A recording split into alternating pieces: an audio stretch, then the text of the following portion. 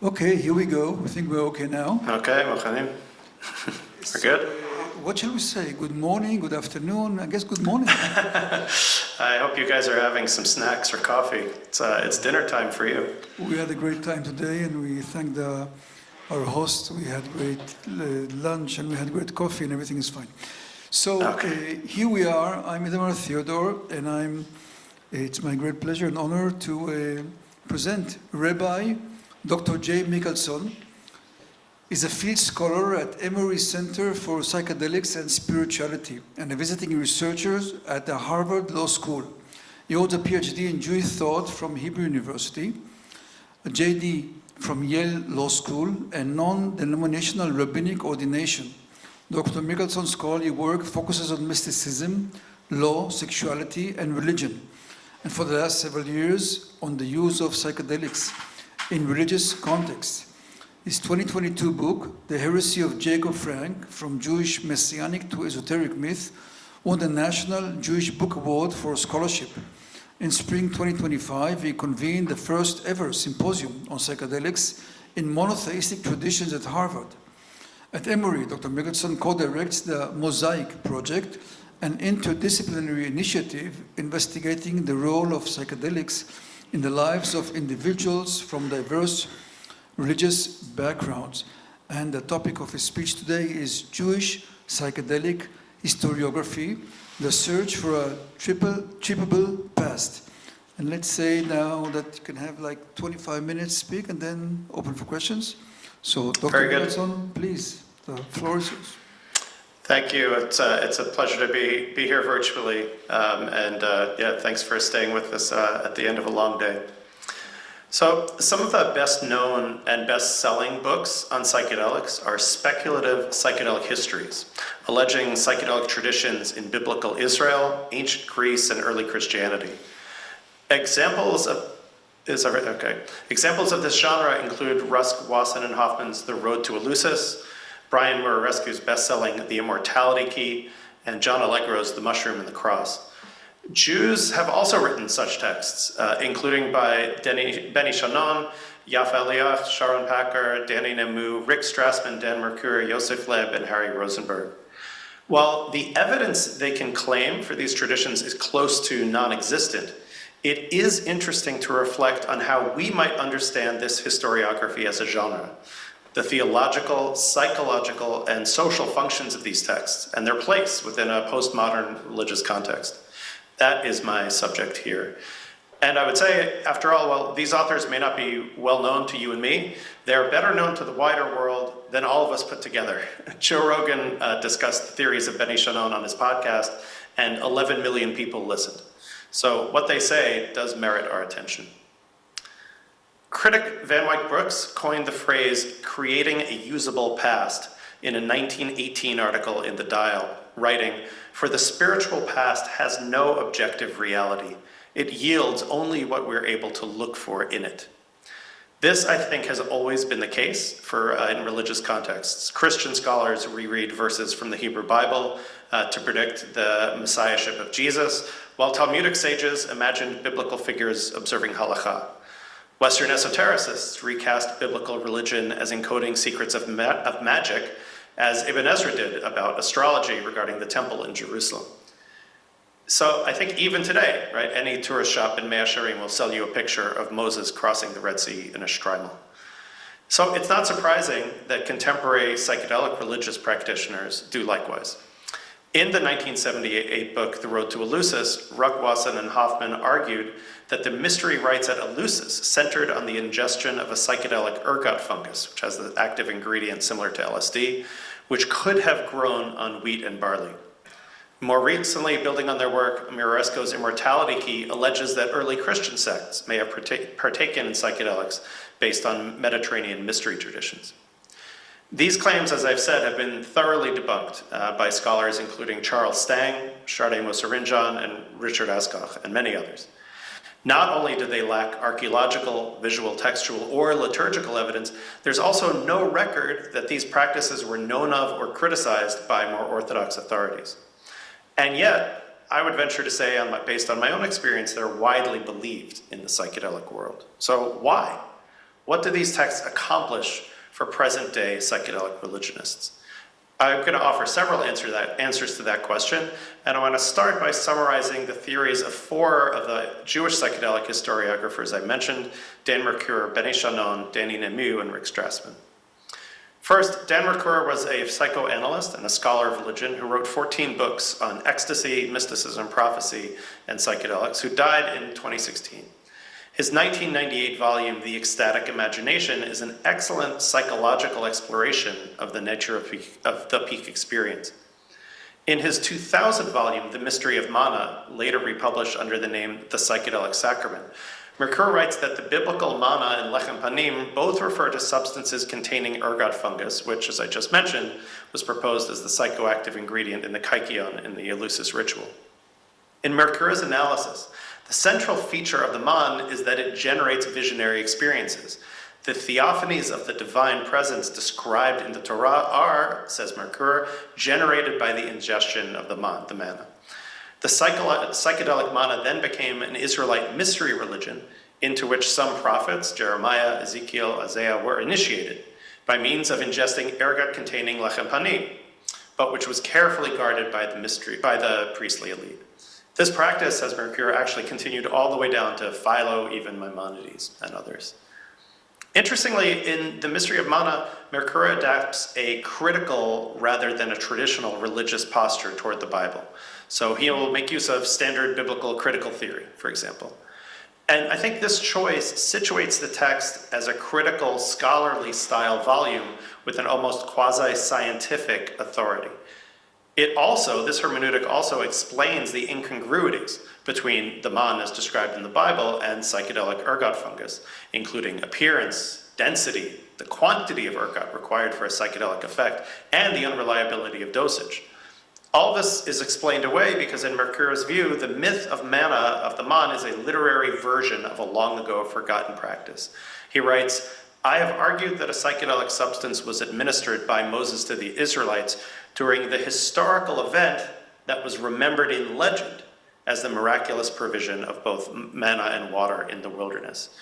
And he continues, "We may not trust the fabulous tales as historical evidence of legendary men, but we may reasonably treat them as evidence of beliefs and doctrines about prophesying in eras contemporary with the production of those tales." So Mercure alleges the existence of a psychedelic prophetic priestly religion that was restricted to elites, but encoded in a biblical myth in the story of the man. Second, like Mercure, Benny Shannon was trained as a psychologist, and he wrote a fascinating account of the ayahuasca experience entitled The Antipodes of the Mind. In a 2008 article entitled Biblical Entheogens, a Speculative Hypothesis, Shannon cites the Road to Eleusis and the Sacred Mushroom of the Cross, as well as 36 other sources on the use of psychoactive compounds in ancient cultural contexts. He argues that the ancient Israelites created an ayahuasca-like beverage by combining two plants, the acacia tree, two species of which are ubiquitous in the Sinai and, of course, play a prominent role in biblical literature in the construction of the Mishkan, and Paganum harmala, popularly known as Syrian rue or harmal, which is not mentioned in the Bible. The seeds of harmal are rich in harmine and harmaline, and they can act as MAO inhibitors. And some species of acacia contain DMT. Thus, combining these two ingredients into an ayahuasca-like brew has been shown and does cause visionary experiences in contemporary religious settings as well as in one clinical study. So it does work in theory, but again, in practice, there's no archaeological or textual evidence that these two plants were ever combined prior to the modern era, or that ancient Israelites knew that the Atzei Shittim had psychoactive ingredients within them. Instead, Shannon bases his hypothesis on three elements. Quote, parallels between psychological effects of ayahuasca and patterns described in the Bible. Second, botanical and ethnobotanical information. And third, linguistic considerations from the exegesis of Talmudic and mystical Jewish texts. So I'll just look at each of those very briefly. First, Shannon relates 5 episodes in the life of Moses that he says are analogous to an ayahuasca experience. Of the burning bush, he writes, quote, encountering the divine is one of the most powerful experiences associated with high-level ayahuasca inebriation. And he suggests that Moses' sense of time was disrupted, so he perceived the bush alive and burning at the same time. Of the contest with Pharaoh's sorcerers, Shannon notes that serpents are frequently seen in ayahuasca visions. Of the theophany at Mount Sinai, Shannon notes phenomenological similarities, including synesthesia, and saying that seeing creatures without being able to see their faces, as Moses does with God, is a common aspect of the ayahuasca experience. Finally, on Moses' face seeming to shine on his descent from the mountain, Shannon notes that after ayahuasca sessions, people seem to be shining. I feel sure that after hearing these parallels, none of you are persuaded. I wonder if I'm correct about that. It seems like Shannon's points are a textbook example of a kind of motivated reasoning, in which, as the saying in English goes, when the only tool you have is a hammer, every problem looks like a nail. Yes, Moses' face shines in the biblical text, but so do those of new mothers. Serpents appear throughout world literature. And the spirit of ayahuasca is usually depicted as female, connected to the earth, not male or Yud-He-Vav-He descending upon Mount Sinai from above. So just maybe holding that thought of some of that potential dissonance for a moment. Shannon next turns to the botanical evidence, the Atzei Shittim used to construct the Mishkan, and the use of harmal in the Near East. Shannon admits the varieties of acacia that usually contain significant amount of DMT in their bark do not actually grow in the Sinai Peninsula. And he admits that there is no contemporary data on medicinal or psychoactive use of acacia in the Near East.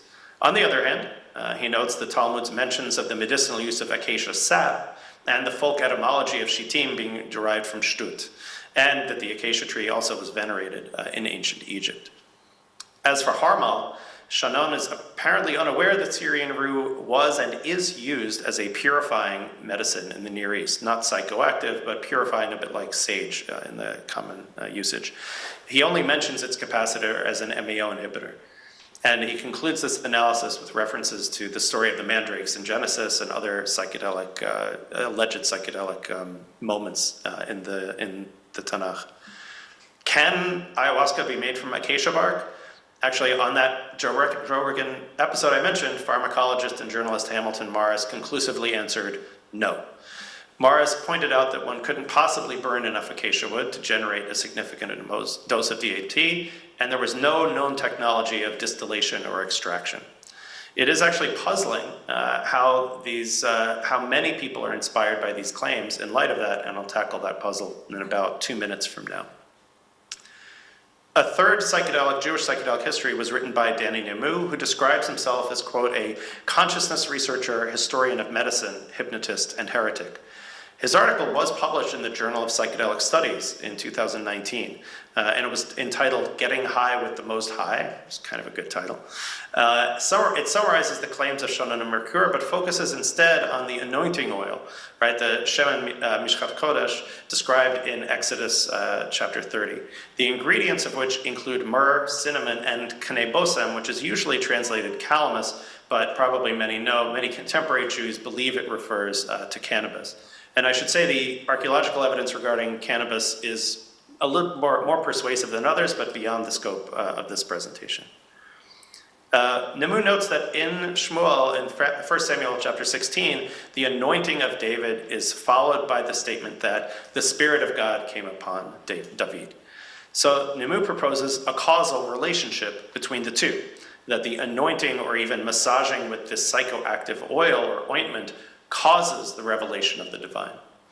Nemu then offers an extended discussion of the compounds present in the oil and possible synergistic relationships between them.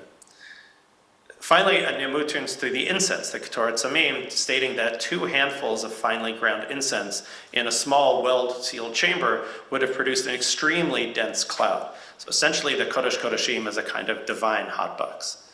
Here, too, Nemu provides detailed pharmacology, finally concluding, though, the incense and the ointment contained a broad range of enzyme inhibitors and psychoactive compounds, with mood-altering, sedative, hypnotic, aphrodisiac, and euphorogenic properties. But would they be entheogenic? And Nemu continues, human experience is complex. The Bible expresses what many psychonauts know, that the same substance can produce different effects in different settings. Israelite priests anointed with the holy ointment expected to encounter the divine and be changed by the experience.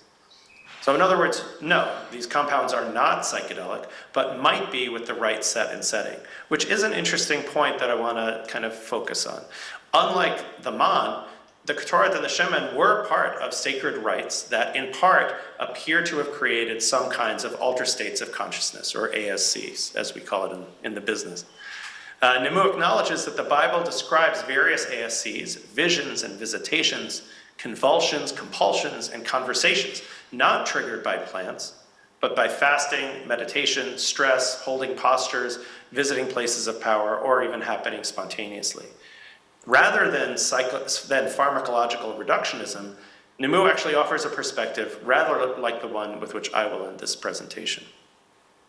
Finally, I just wanted to briefly mention the idiosyncratic work of psychiatrist Rick Strassman, who alleges a correspondence between the phenomenology of the prophetic experience in the Tanakh and the phenomenology of the DMT state, but does not suggest ancient psychedelic use.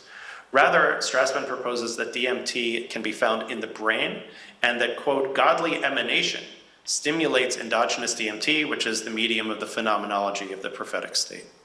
So for Strassman, DMT is the vehicle, but God is still the driver. It's grace, not will. One might still question how similar prophecy really is to the DMT state, maybe with Ezekiel, but not most of it. And it has yet to be shown that DMT actually exists in the brain at all, although in one of my books I wrote some short fiction about it, which you can Google. Incidentally, just for this audience, I have to say Strassman's work was the basis of an even more idiosyncratic work of psychedelic theology, Rabbi Joel Baxt's The Jerusalem Stone of Consciousness, DMT, Kabbalah, and the Pineal Gland, which holds that the outer temple in Jerusalem is a metaphor for the inner temple of the mind, with the pineal gland, which Strassman claims is the source of DMT, being the foundation stone, Peniel to Peniel in the felicitous slogan. So Peniel to pineal. But let us now turn to analysis. So how might we understand this small but influential genre of literature as a contemporary religious phenomenon? What is it trying to accomplish, and why has it struck such a chord, not just with people like Rogan, but with the psychedelic field at large? I think the most obvious answer is legitimation. Merkur, Shannon, and so on have had powerful experiences, but ones that are stigmatized by much of contemporary society and by traditional Judaism. So they claim they're not just 20th or 21st century trippers, but heirs to a long heritage of Jewish entheogenic exploration. Like many obvious answers, I think this one is wrong. Certainly, much psychedelic historiography seeks not only to legitimize psychedelic practice, but to establish it as foundational to Christian, Jewish, Greek, or Roman religious history. This is the stated agenda of Rusk and Murarescu, for example. There is even a claim that these psychonauts know the Bible better than the religious do. They are possessed of the secret, lost Gnostic roots of the Bible itself, the religion with no name. There is this kind of Gnostic frisson of the conspiracy here, the secret too dangerous for the masses to understand. And as Moserinchan has noted in her work, there's a very problematic devaluation of real indigenous histories of plant medicine use in favor of these largely fictive European and Mediterranean ones, as if that cultural or even racial pedigree is somehow necessary for legitimacy. All that being said, I do not find much evidence for this motivation in Jewish psychedelic historiography in particular. I see no evidence that they're trying to make their psychedelic use kosher. Quite the contrary. What's in question is Judaism, not psychedelics. Here's Shannon's account of his motivation. He writes, "I am a Jew who, though not observant, finds the Jewish textual heritage to be personally very meaningful. Following my experiences with ayahuasca, I came to regard various aspects of the Jewish heritage from a new perspective.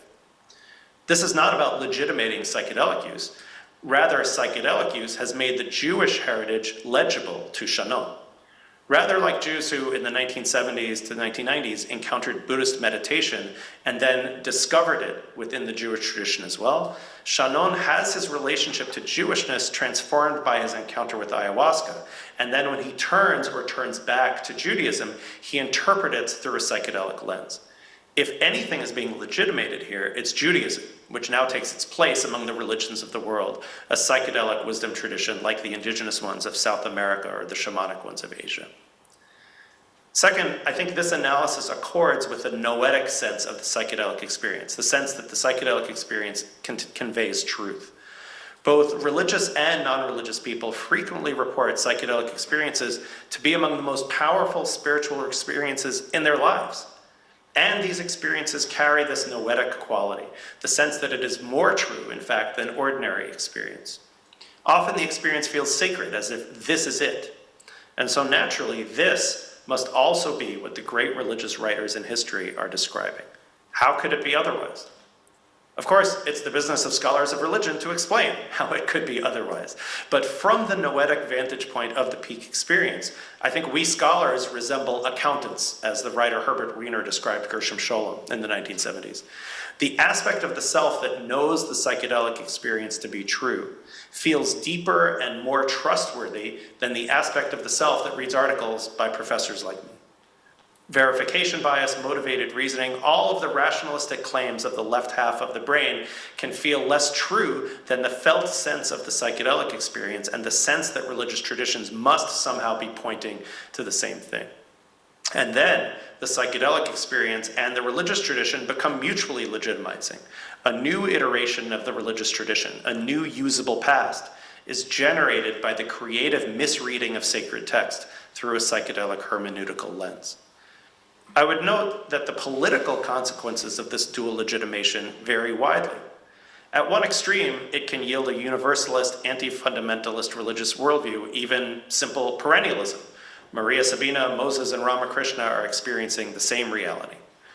But even without that extreme perennialist view, there's at least the claim that no one tradition can possess the sole access to the truth. We're all seeing something. Yep, Shlomi. We good? Oh, good. Yeah, I'm good. 5 is fine. Yep. At the other extreme, sometimes psychedelic religion is itself rather fundamentalist. As Terence McKenna put it in Food of the Gods, through psychedelics, we're learning that God is not an idea. God is a lost continent of the human mind. This, again, is a kind of Gnostic reading of sacred texts, insisting that only the psychedelic one is actually correct. Thus, Muresco calls for a new reformation. The lowercase p, the small p political ramifications of this view also vary widely. It might be maybe familiar to associate psychedelics with the left-wing all-is-one philosophy associated with the 60s and bottles of Dr. Bronner's soap. But psychedelic histories can also reinforce very particularist claims, such as those of conservative Catholics, extreme nationalists in Brazil, and Jewish nationalists as well. In recent history, for example, some Jewish psychonauts have adopted the view that ayahuasca becomes an indigenous Jewish medicine when it's consumed in the land of Israel, thus reinforcing particularist claims. Personally, though, I find the most problematic aspect of psychedelic historiography to be the claim that you can generate ontology from experience, the sort of anti-John Locke, if you will. Because psychedelics are still usually associated with a kind of universalist liberalism, this radical position can seem harmless, but I argue that it is not harmless. As non-specific amplifiers, psychedelics have in recent decades amplified eugenicist hyperlibertarianism, racial nationalism, and anti-rationalistic politics. And when the noetic certainty of the psychedelic experience is united with a free-ranging hermeneutic that reinterprets biblical texts to accord with one's personal psychedelic insights, the consequences can be problematic at best. To move from experience to ontological certainty is a formula for extremism. So I want to conclude with a speculative hypothesis of my own, which I've written about elsewhere, that there is a better way to relate to the usable Jewish past than hunting for evidence of drug use. Cultivating ASCs, altered states of consciousness, has, in a metaphor, both a vocabulary and a grammar. The vocabularies vary. Fasting, drumming, prayer, meditation, psychedelics, ascetic practices, wine, sex, countless others. But the grammar is often quite similar. Do the practice, change the mind, and receive healing, revelation, prophecy, power, insight as a result. Psychedelics are one such vocabulary. They are a set of tools that affect transformation, but there are also many others. The question is how these different technologies of self-transcendence are utilized and to what ends. What were the purposes of the ritual at Eleusis?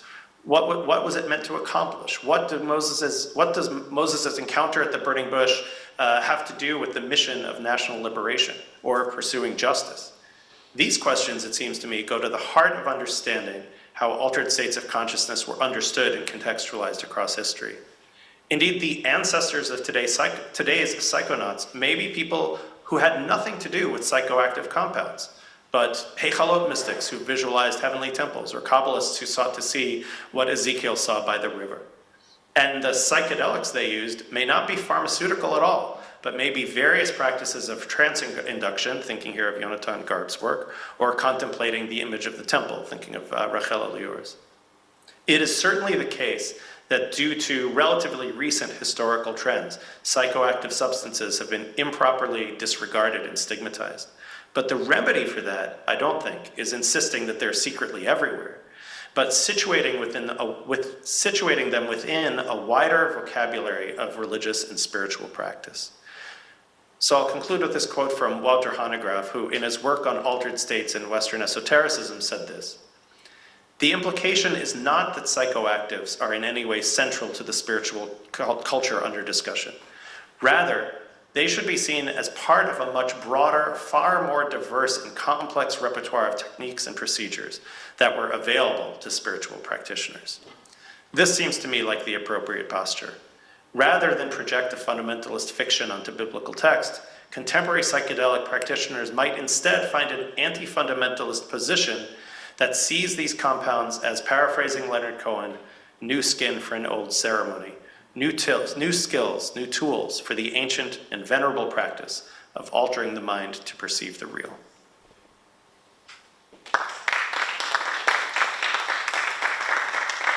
Thank you. I can hear that just barely.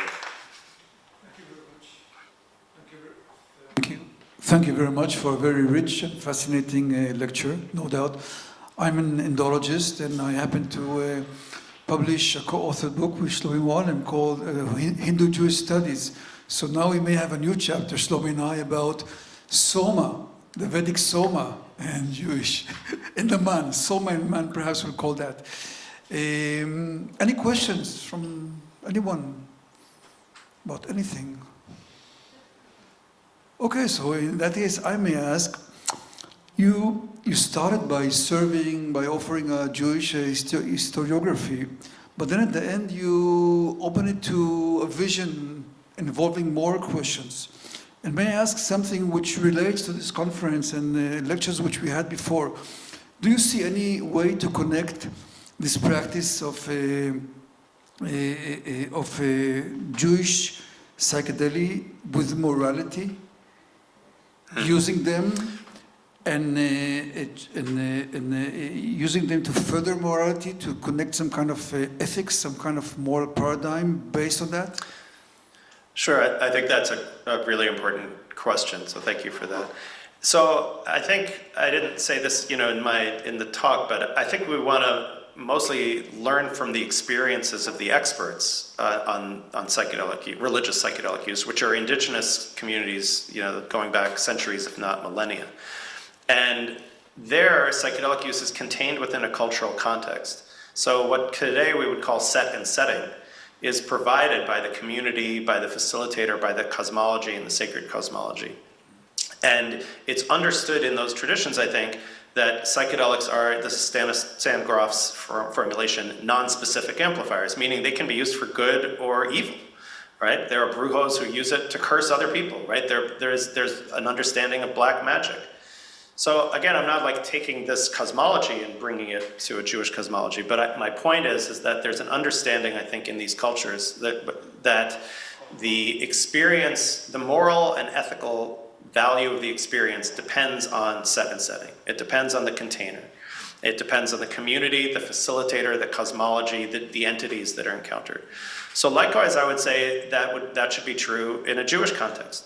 We've already seen, right, just in the last 12 months, there are communities taking psychedelics together. There are Israeli and Palestinian communities taking psychedelics together with a very particular political understanding. And there are more conservative nationalist communities taking psychedelics with a very different political context. So we don't need to pass judgment on who's right and who's wrong. We just noticed there are two very different understandings of ethics in those two communities that may be using the same medicine. That is just empirical, that's true, right? So for me, the answer to your question is that it depends on the set and setting of the community doing the work. And I think if the kavanah, if the intention around the use includes some conception of leading an ethical life, and that's brought into the experience, then the experience will generate more reflection on that. But the idea that it leads to just the experience will lead to a certain ethical or moral or even spiritual result, that is a very recent and I think incorrect idea. Thank you very much. Maybe perhaps that will even lead to a further discussion in the future of psychedelics and ethics, or psychedelics and Jewish ethics. That may be a very interesting direction. So thank you very much again, and let's thank Dr. Michaelson. Now I'll turn into Hebrew with your permission.